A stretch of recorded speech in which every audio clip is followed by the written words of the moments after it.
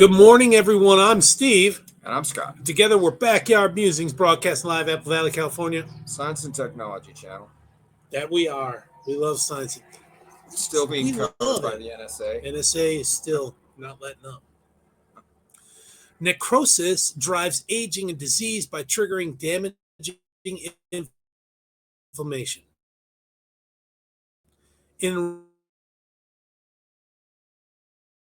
I interjected my thoughts. Adam and Eve were expelled from the garden, right? Their tissues started to die, right? Because they started aging, right? Probably because of blood. In the garden, I don't think they had blood like we have blood. Remember, the Savior said when he came back, he said, I have flesh and bone. He didn't say I have flesh and blood, because he didn't want his followers to be scared off. Anyways, so that's why I think blood is the whole key here. Necrosis, a form of uncontrolled cell death, may hold one of the most promising keys to altering the course of human aging,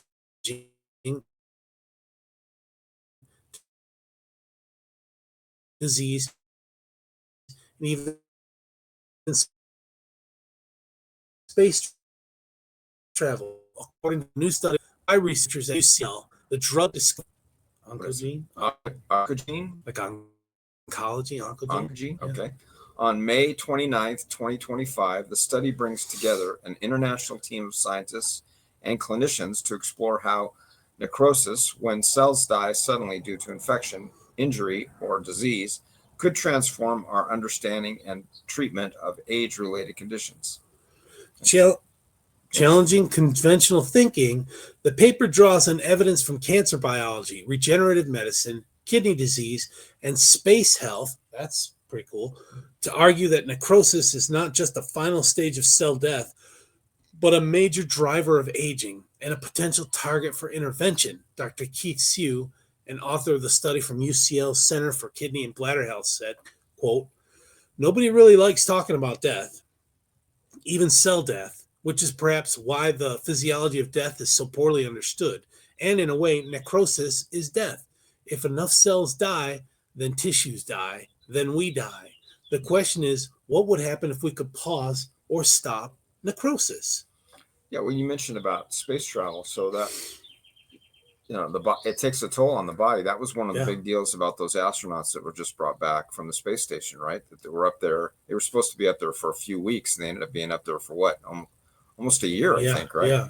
And yeah, I mean, you look at them on a screen and you see them floating around up there in the space station, and everything's good, but they come down shorter because their bones compress. They're not because of gravity. All kinds of changes. No gravity. Yeah. So, but I'm more concerned about, like in this particular case, this article, like your internal organs and the blood and stuff. So interesting. So Dr. Karina Kern, lead author of the study and CEO of LinkGevity, a biotech company based at Cambridge's Barbraham Research Campus and part of the NASA's Space Health Program, said, quote, necrosis remains one of the last frontiers in medicine, a common thread across aging, disease, and space biology and scientific progress itself.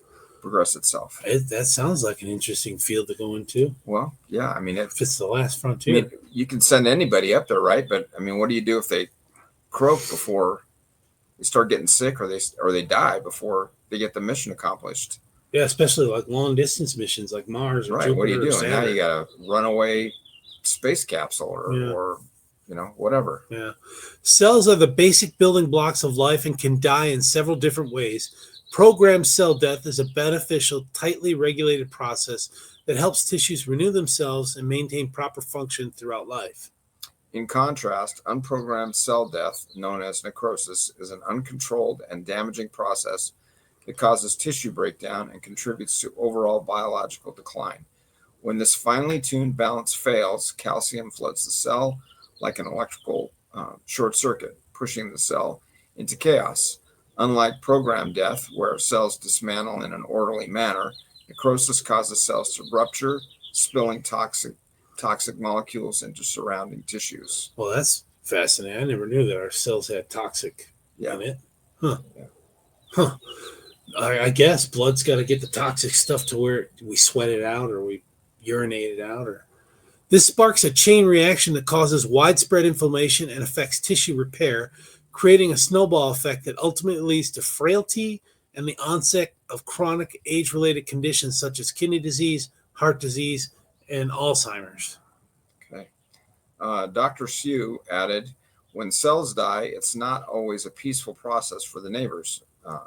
Dr. Kern explains, necrosis has been hiding in plain sight. As a final stage of cell death, it's been largely overlooked, but mounting evidence shows it's far more than an endpoint.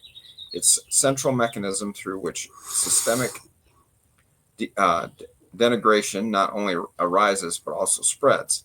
That makes it a critical point of convergence across many diseases.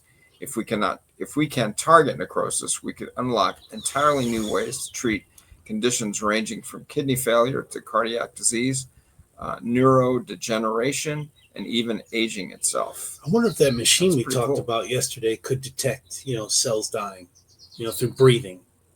That's fascinating. Yeah. Huh. Notably, it is in the kidneys that necrosis may have its most devastating and underappreciated impact. Necrosis induces kidney disease, which can lead to kidney failure, requiring a transplant or dialysis. Dialysis, very painful. By age 75, nearly half of all individuals develop some degree of kidney disease as part of the natural aging process. Dr. Hsu added, with kidney disease, there's no one underlying reason that the kidneys fail. It could be a lack of oxygen, inflammation, oxidative stress, a buildup of toxins, and so on. All of these stressors eventually lead to necrosis, which initiates a positive feedback loop that spirals out of control, leading to kidney failure. We can't stop all of these stressors, but if you could intervene at the point of necrosis, you'd effectively achieve the same result. Another area where interrupting necrosis could have a big impact is spaceflight, where astronauts often experience accelerated aging and kidney-related decline due to the effects of low gravity and exposure to cosmic radiation. A 2024 study, our atmosphere, NSA, our atmosphere filters out a lot of, not all of it, but a lot of the radiation from the sun, cosmic radiation. A 2024 study involving Dr. Hsu demonstrated that the human kidney may be the ultimate bottleneck for long-duration space missions. Wow. Maybe you'd have to go on some type of they'd have to put some kind of a dialysis machine in the spacecraft. Yeah, or have spare kidneys for a transplant. Yeah, and then you have to set up a doctor to be able to do that. Yeah, flight surgeon. Crazy. The authors say finding solutions to this accelerated aging and kidney disease may be the final frontier for human deep space exploration.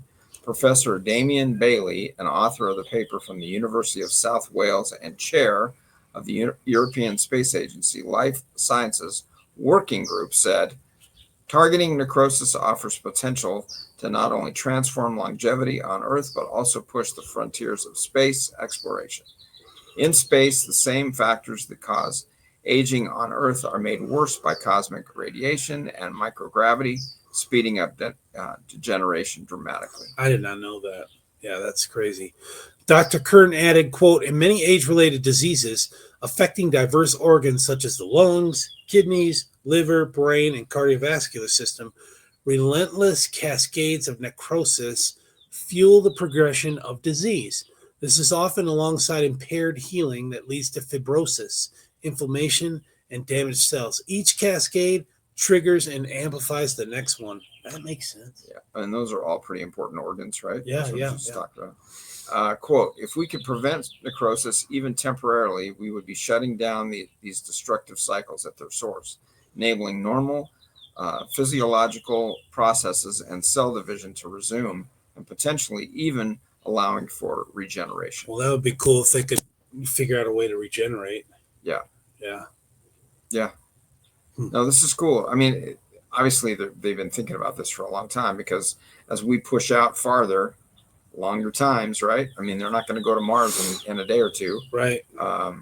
Or farther. So this is all. Well, they're going to have like a little hospital, right? Like a space hospital, or stasis. Put you in some type of stasis, and then you wake up when you get to the destination. Oh, the AI controls everything until you're in or, orbit. Or the beam me up Scotty method. They're going to have to work on that, and they're working on it. So But anyway, good topic. Crazy. Yeah. All right. Thanks for joining us, folks. We'll catch you on the next one. Take care, everyone. Thanks. Because so one of these.